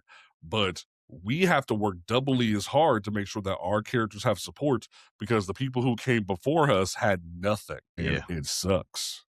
Yeah. And pre-orders is real. Yeah. It's real. Like, I remember when I went into the comic book store, it was like sometime like last year. And normally I would just go to the comic book store just to like browse around and then maybe I'll pick up something. But I was mainly just going there to get D&D dice. And I remember walking by, and it was like when Absolute Green Lantern started up. Nice. And I think there were like 3 issues out. And I remember seeing the cover of Absolute Green Lantern #1. And I was just like, oh, there's a black woman on that. Like, because like I have a kid, right? And my kid is mixed race. So it like navigating, making sure that she is culturally aware of both sides of who she is really important. So making sure that she's also watching things like Moana and Mulan to like Princess and the Frog, and like it's and it was so cool for me to like get that and then just be able to go like, hey, when you're older and you understand what this is, like one day you'll be like, oh, that's really fucking cool. Man, representation, it matters. Most definitely. It does. It's not about being woke. It ain't about trying to take over. It's just nice to see someone who looks like you or has been where you've been through the same experience or something similar, and that's not in a means to take over what is considered the status quo. Is literally just because like, hey, it's nice to feel seen. Everybody wants to be seen, so why would you want to take that away from anybody else? Like, that doesn't make any sense in my mind. Everyone wants to be able to see themselves in the media that they're enjoying. Like, exactly, it's the reason you get custom characters. Yeah, the problem where it comes in, where it's like the white people get really offended by it when we say we want to be represented, is because if we get representation, they see it as they get less, where in reality it's just everybody gets some. They see it as they get less because they've been the ones that have the most dominant representation for so many years. If we get a little bit, they get less, and that's the issue. Yeah, but like with modern technology, like, and there's so many people that are making things. And they're making content. There's like a lot of indie comic book writers. We had Charlie Wilson on the show, aka Captain Diesel. He writes his comic book Reaper, and we had him on the show. And like, I'm even just scrolling through TikTok, like my algorithm is mostly just like shit that I enjoy, and I'm able to find a lot of creators that look like me or talk about things that I enjoy. So like, there's so many different places on the internet for you to go and just find things that you enjoy. The need for you to come out of your fucking body and step into somebody else's shit and just be like, no, I don't like this. Yo, you could have just stayed on your side of the fucking internet. You really could have. Like, the internet's a big ass fucking place. Like, you really could have just stayed over there on your side of the street. But you crossed over just to come over here and say, I don't like this. And then you left.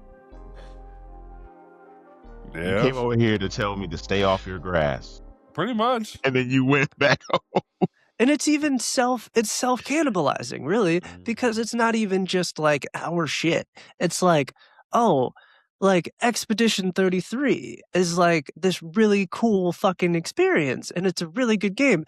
And there are people who are just lined up to go, nah, bro, I don't like that fucking frilly foo-foo shit. Like, no, what are you fucking talking about? God. Like, they're just like, it don't got a fucking, it's not, it goes past like a ball and a gun. It goes like, oh, I don't like this because so many other people do like this, and I just want to be a contrarian because I can't admit that, like, oh, it's just not for me. But then some of those motherfuckers don't even know what contrarian means because they Yeah, don't want to read. There's a lot of syllables in that word. I'm sorry. There's a great scene from the Boondocks where Uncle Ruckus just says read. maybe y'all should learn how to do that. God. Nah. People read, can't read. Comprehend. Be like sometimes. Look, all right. We all learned. Maybe we all didn't, but like, we all learned that sometimes you have to read something multiple times to really understand it. Like, if you don't get it the first time, maybe it's you. Like, it's probably you. There's a great movie from the 80s, Lead On Me, starring Morgan Freeman. Everybody should watch it as they're growing up because it teaches you early on not fall out of high school, not fail out of high school, and it teaches you to be better than just the average punk. It teaches you not to be a thug. It teaches you to actually grow up and read and learn and not be a piece of shit. When you see Morgan Freeman put the chains on the school doors and saying that I'm gonna keep the school safe, it teaches you that learning is fundamental. And there's even a great line that take it back to Eddie Griffin during that same special where he says reading is fundamental, fun to mental. It's great for your brain to learn new stories because it makes you cultured. And some of the greatest intellectual minds of our era have been Black individuals. And you're failing to read their stories because you don't want to learn how to read. Do better. No comment. No notes. No comment, no notes. That's just simply what it is. Man. You know, it's really funny because like there's a saying, it's like if you only watch the first half of Scarface, everything just really sounds really fucking great. You know what I mean? But then they didn't watch the second. Like everybody with the Scarface posters, it's like, did you watch the second half? When the fall happens. And it keeps happening and it keeps happening. Like same thing with like Goodfellas. It's real good. Like everything's moving, money's coming in, life's real good. But like then the fall happens. And it fucking happens every single time. You fall. You are falling. Don't fall. Be better. Be better. Learn. That's the comprehension part. Pick yourself back up and learn from it. Yeah, that's the comprehension part. That's the comprehension part. The best teacher is something that you fail at. That is literally. Like we've been counting years, like 2,000 something of them, right? Like we have books, we have information, we have lessons that have been painfully learned through just trial, tribulation, blood, all of the things, right? Somebody already figured it out to get to this point, and the information is there, and then we just choose to willfully ignore it, and then we repeat these same lessons because it's gonna fucking happen, and then it's an open book test at this point. Yeah. Oof. Well, some of them dudes don't want to look at their notes, and that's how it ends up being bad. No. Or they didn't take notes. And it's in like all all forms of at this point, like there's enough information out there that like everything's really just cycling back through at this point. Everything should be deja vu. We've seen it before. Very true. That is very true. God damn. I hope we're making everyone think. I'm watching this one. Because at least consider thinking. Consider thinking. Yeah. I don't know. At this point, if you made it this far into the episode, you're here for the ride, bro. You're here for the Absolutely. You're here for the ride. Like your chair's out at this point. Like we're chilling, we're vibing. That's what we've been doing. If you were just here for like the 10 minutes it takes to write an angry comment, you already left at this point. It's cool. You're not here still.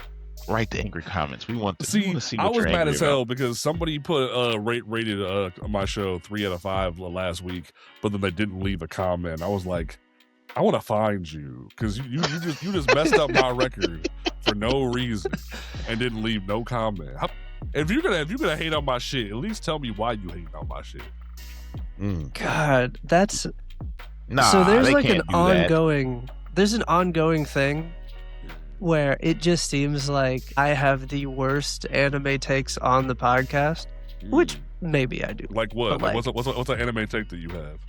He don't like long titles. I don't like long. There's a couple. I'm a very picky person when it comes to my anime. I don't like if the title's like 7 words long. I don't need a haiku in my anime title. So you want to be like Power Rangers SPD, where you get 1-word titles for your episodes? Is that what this is? At least, like, can we cap it at like 4? Can we cap it at 4? We just had a whole rant about reading, and you mad that you have to read? You gotta read more. Hold on, I don't.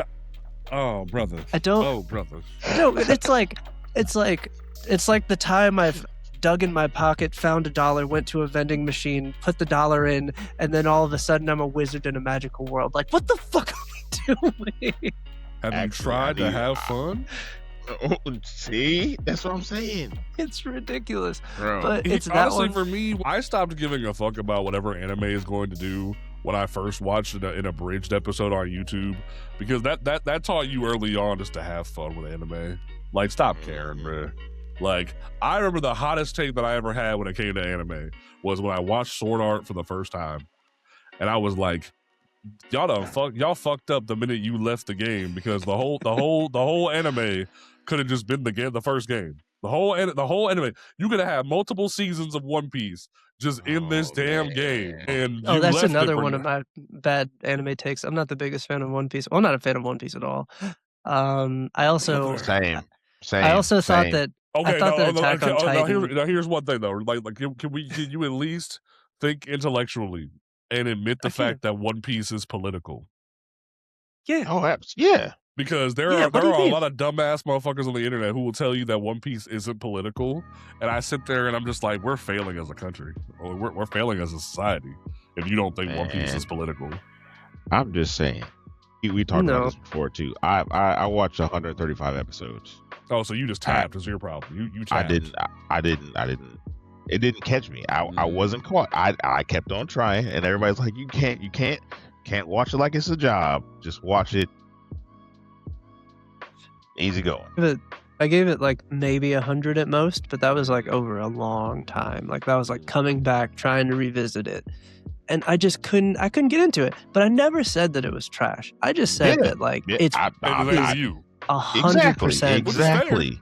It is 100% not for me. I said the same thing about Attack on Titan, and they started kicking my back in. It was a group effort. I couldn't rock with it. It was one of those animes where I was like, I can't really mess with it. It ain't for me. The first seasons were really slow. Yeah. Like, even when the action happened, I found myself not really interested in it. Like, if somebody just gets eaten by a giant titan, I'm just looking like, I just shoulder shrug. I'm just like, he's gone now, I guess. Like, I shouldn't feel that way. I shouldn't feel that way. I like Attack on Titan. I thought I'm willing to. Now, listen, do you rock with My Hero, though? Do you rock with My Hero? Oh, heavy. Absolutely. Heavy. Good. Vigilantes is back, too. My Hero Vigilantes is back. I'm so happy. You want to hear my hottest My Hero take that everyone gets mad about? Send it. The double Detroit smash in the first movie is a better passing of the torch than the United States of Smash, because it's them unified like a father-son Kamehameha. Then I feel that. Then All Might just doing one giant ass punch and pouring. Is that a hot take? I don't think that's a hot take. There's people who have gotten really mad at me for that. I'm like they really like that United States of Smash, and I'm like, I think the double Detroit, especially the cinematic running and the really intense moments are just better than like. Don't get me wrong. Did Chris Sabat put his whole heart in that United States? For sure.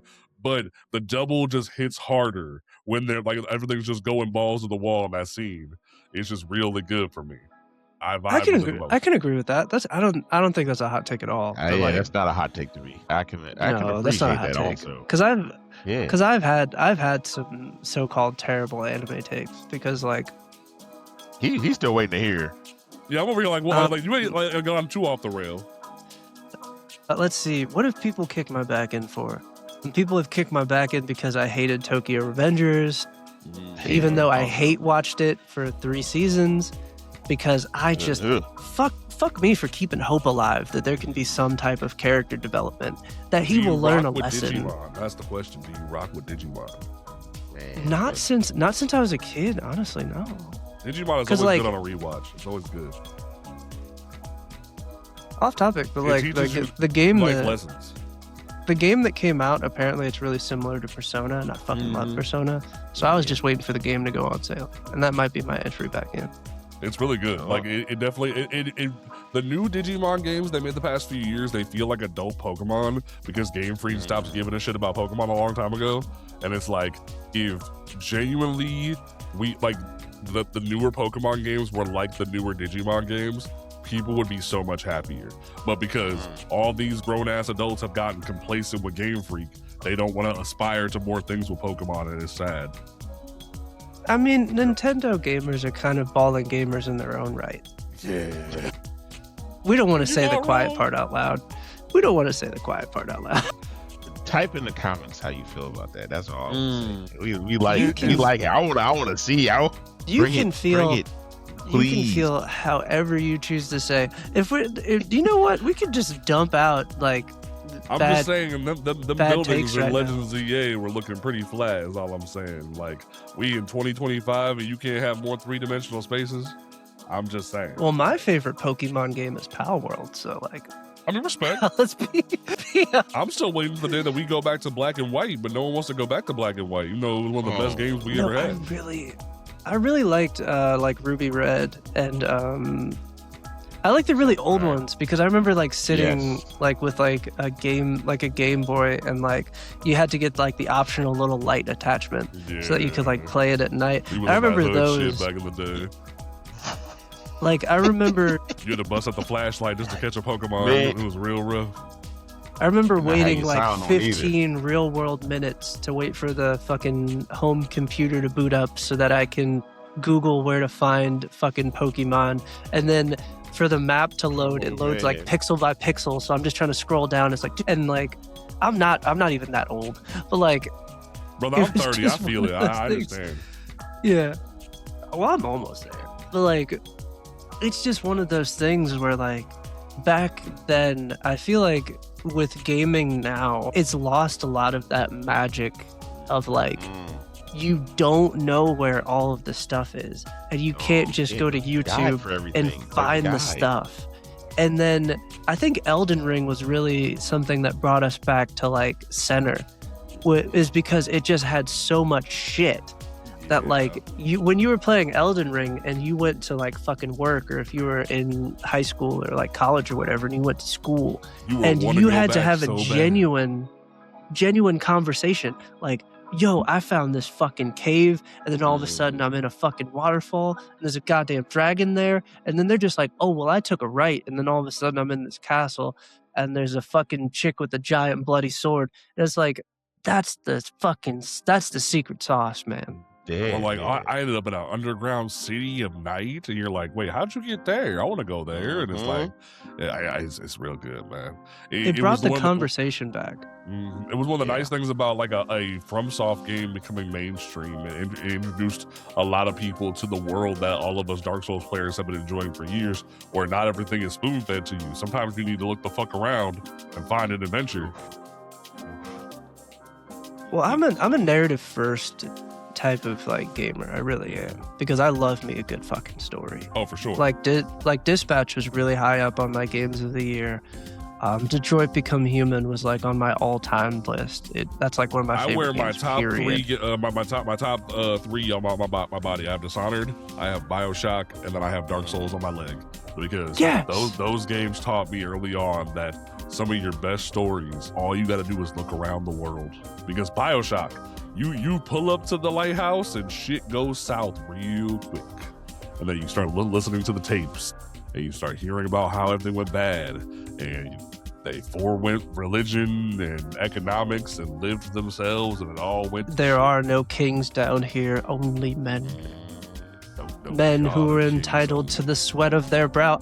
Mike, I fucking love BioShock. I really do. It's one of my favorites, man. If you swap out Dark Souls for like Mass Effect, we're vibing. I'm really bad at Souls games. Oh man, like see. For me, I'm of the belief that anybody can play a Souls game. You just gotta have enough patience, because people are real quick to be like, "Oh, you just need to get good, scrub." It's like, no, you can summon me. I'll pull up. I'll show you how to beat the boss. Because everyone should. Because the point of a Souls game is for you to understand the journey.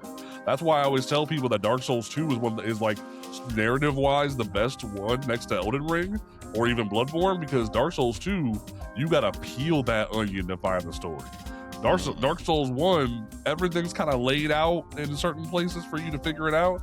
But Dark Souls 2, once you start to peel it open and you're like, they just really didn't understand how to get around the cycle, and you start to see like, oh, the dude from the DLC of the first game, he spawned some daughters and they went over here and caused havoc, and now the one is leading the main game and the other daughters are in the DLC, and it starts to unravel and you understand, and it's like, oh, well, it's really cool. So like, I think Dark Souls 2 was even slept on from a narrative perspective. Gameplay is a little rough, but narrative wise it's great. Love it. Well, I think I just picked the wrong Dark Souls games to play, because like I was always really intimidated by like the mainline Dark Souls games, and then Why? I didn't. Break the controller. No, I wanted to break the controller. I wanted to break the controller. I always tell people, don't like. I'm a reformed ball and gun gamer. I really am. I always Like, tell it took people, me- just start from the first one, play remastered, take your time. Maybe that's what I need to do. Just take Maybe your that's what I time. need to do. But that was one of the best things that I noticed once everyone hopped on the Elden Ring craze on YouTube. They played Elden Ring, and then they went back to DS1, and they went to DS2 and DS3, and then Bloodborne, and they understood. If you start with DS1, you understand the struggle of having to no fast travel at first, having to play slower, learn how to parry, and once you understand, then you go into 2 and you get ganked a little bit, you get your ass beat, and you understand, and then 3 comes around where it's about Elden Ring speed, but the combat's still kind of aggressive, and you understand what's going on, because once you play DS3, you realize that Elden Ring is just DS3 with but bigger, and you understand all the mechanics and whatnot. That's why when Nameless King pulled up in Night Ring, I was like, you motherfucker, I killed you. I'll kill you again. No, I tried. There was 2 Souls-likes that I really gave an honest try, and it was Sekiro, which I was told they were like, that was the worst one to try to jump in on, because it had the best parry system, but that game was hard as shit. And I made it all the way to the fucking ape, and I didn't know that was like a true skill check. I just thought I was really bad. But then like later I figured out that like a lot of people got stuck there, so I didn't feel as bad about it. But like I even when you beat him, he just picks up his head and then just starts fucking attacking you with it. And I was just like, there's no break. My health doesn't come back. Like there's no, I have to do that again. And now he's he's less predictable and he's faster. And I'll have to go back to it with an open mind, because you. Oh yeah. To start with DS1, and once you start to learn, you're like, okay, now let's go, and you start to get ready for those bigger challenges. I got pretty far in Eliza P though. I got pretty far in Eliza P. Liza P is a lot similar to Bloodborne, because because literally the Liza P devs have said in a Discord AMA, they really loved Bloodborne. They just wanted to make a fantasy version of Bloodborne. And you can play Bloodborne as a standalone. It's very much similar to Dark Souls 1, where you can play Bloodborne by itself. The reason why I say never start with Bloodborne is you're going to get too comfortable with the idea of relying on that speed. You need to start with DS1, that way you understand the slowness. Because if you start off too fast, you're going to get real bothered when you go back to DS1 later on and you're a little slower. I believe it. Hey, that's I believe it. Every time I'm in the game store, recently too, like it happened like the other day, where I'm just like, I got a couple $. Maybe this is the day I give Elden Ring a try. And then I get to the storefront and I'm just like, this is an endeavor. I'm on console. Which one? Oh, I have both. I have Xbox and PlayStation. I'm about to say, because like usually you can catch DS remastered on a sale pretty quick. Usually, yeah, I've seen it. Like, because I play a lot of shit in the year. I'm very. I've ran through a lot of games this year. Yeah. So for me, it's like the justification of going back to a game that's been out for a really long time, when there's a lot of stuff that I already have or stuff that's coming out that I haven't played yet. And then, I don't know, maybe it's just like an intimidation thing too, because I did the same thing with KCD 2, the Kingdom Come Deliverance 2. And then I tried it, and then I was reassured that it was a lot, but I really liked it, but I was just like, I don't, That's a lot. like, Like That's a lot. I'm a fucking husband and a father. I really don't have time for this. I really had to fucking sit down and be like, no. It'd be like that. You have to make shit to save. Do you know how fucking annoying that is? Do you know how annoying it is? Brother. It humbles He you. said it humbles I have to you, make boy. like a potion thing to fucking save the game, and the game is big as all fuck. And like, you could just straight up in the early hours of the game, you could just get taken the fuck out. And there's no horse in the beginning, and this map is real world big as shit, and it's to scale. Like, I was walking by like a river with some trees, and the trees look big as shit, and I was like, damn. Like, because normally the scale is a little off. Sometimes you're like the size of the fucking tree. In Kingdom Come Deliverance 2, you really are not shit. And it lets you know that at every single fucking turn. Well, Maybe 15-year-old me would be like, I love this. I'm down for this challenge. I'm going to fucking live in this, and this is where I'm going to be. And that's why, like, I don't judge people that are like, that was my game of the year. Because I get it. Because that's probably the only fucking game you played this year. Probably. Because, like, for you to really immerse yourself in that shit, that's like a fucking... Like, the way they play that is probably the same way I play a fucking Persona. Because I play a Persona non-fucking stop. That's a 300-hour game, dude. man, I don't know. 300-hour game. I feel It's an exaggeration. It's really like 100. Nah. I mean, like, some games be like that. Have you played a Ubisoft game recently? Them motherfuckers are long. I have I don't- 80 hours in Shadows. I have 80 hours in Assassin's Creed Shadows. I don't know where I am in the story anymore. All I see is blips on the map, and it makes me want to throw up.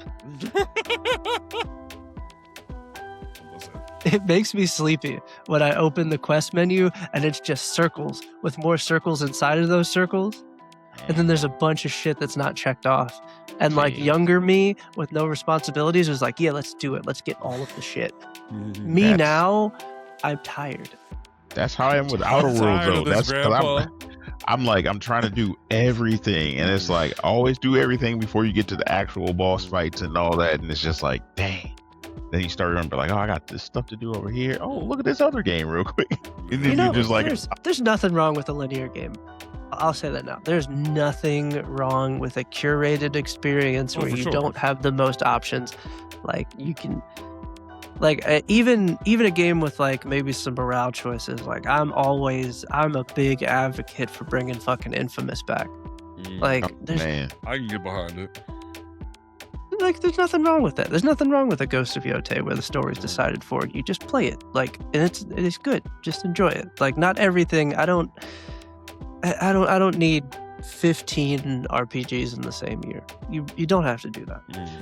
That's rough. That is a rough time.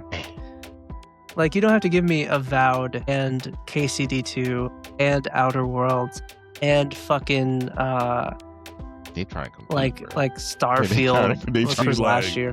Now I just need to get y'all to come play Marathon with me in March, and then we'll have some real fun. No, I'm there. I'm actually, when they showed the first gameplay about it, I wasn't sure about it.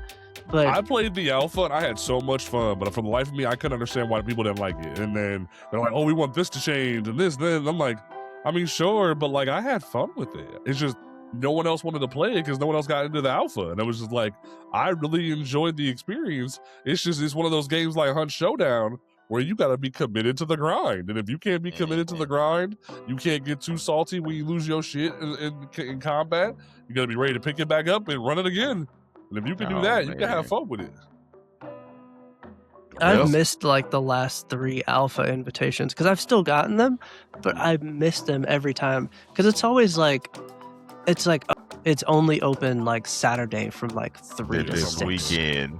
And I'm just like, brother, what the fuck? What do you mean? Yeah, Marvel Tokyo did that too, and I was like, like, y'all really think I'm gonna be awake at those hours? Like, y'all tripping? Yeah, because that's 100% y'all based in Japanese. Japan, but it's crazy. But no, this was awesome, man. I really appreciate y'all inviting me on for this. I really enjoyed myself. Hey, man. Hey, you come back time. whenever you'd like. I appreciate whenever it. Whenever you'd like. You always welcome. So we're going to give you the runway, talk about any projects you got coming up, any stuff you got coming up, streams, appearances, you go into any conventions. Let everybody know where to find you too. I must say, All like, of it. I must say, you can find me. I must say on TikTok, Instagram, YouTube. I have a weekly podcast, Comics Unmasked. We're trying to educate folks. I'm releasing an interview that we just did with a comic shop owner where we just talked about the industry. I'm going to be interviewing comic book legend Joseph Illidge in the next month. He's one of like a famous black editor. He's like edited some of your favorite comics ever made. He's been working with DC and Milestone right now to do new Milestone content. Gonna be going to a corpse tour with James Tinian in March for Exquisite Corpses. He's like just going to different comic shops and doing signings and whatnot. But above all, if you ever need a comic recommendation, my DMs are open. My comment section is open. I love educating people about the medium, letting them know that there is a book out there for them. And like my show it's called Comics Unmasked. I love making sure people know that they can find a book for them. Absolutely. Hell yeah. We definitely gonna have to have you back. I appreciate that, man. Thank you. We got this was This was dope. This was conversation. This was legitimately like it was dope. It's nice and it's good. You got Al to talk about Destiny again. He don't do that. I'll tell you, man. Like you hooked me. Like I ain't coming back. Come on back, man. Like I'll take you to the Crucible with me. We'll have some fun. It'll be a great time. My God. Okay. We'll run the ones. It'll be a great time. I'll even do Crota with you. How about that? I'll go through Crota with you. Man. He's thinking about it. Nah. I'll do King's Fall with you. How about that? I'll do King's Fall with you. Since you hold the king. We did King's Fall. We actually finished King's Fall. I was surprised about that. Because that was a motherfucker. Yeah. Things we got coming up on the channel. We have a couple more episodes of Party Invite tentatively planned. I don't like to talk about them until they happen because scheduling and people have things. We have that. We're going to be on a Classic Sam's stream whenever she takes over Imagine If Media. There's going to be a flyer on the screen when I edit this or put flyer here. That's going to be really cool because it's an interview where we're going to be in character. They're not going to be asking us questions or asking our D&D characters questions from Astral Odyssey, which is the campaign we did, which should be really cool because there's a lot of characters, a backstory that can't be expressed in the game because it just never comes up. Nice. Yeah, so that should be a good time. That's going to be February 2nd. I have an interview with Classic Sam coming up on the 8th, where hopefully we would have started the new campaign so I can talk about it. Or one shot. Or something. Or one shot. It's probably going to end up being one shot. It's probably going to end up being one shot. But besides that, you can always look forward to more regular gaming podcast episodes where we talk about gaming and anime, and you get to hear all of my bad anime takes because you have been very vocal in the comments about how bad they are. Be more vocal. Be more vocal. It's fine. I'm me. Unapologetically me. All right? I stay 10 toes down. Right? It is what it is. But this has been another episode of Party Invite. Thank you so much for joining us on this episode. If there is somebody that you would like to see on the next episode of Party Invite, or if you yourself would like to be on Party Invite, the DMs are always open. Party's unlocked. All right. Ooh, you can come in. We ain't locking Doors the open. party. We ain't locking the party. Well, no. We lock the party. Not everybody's invited. Yeah, Now we're exclusive.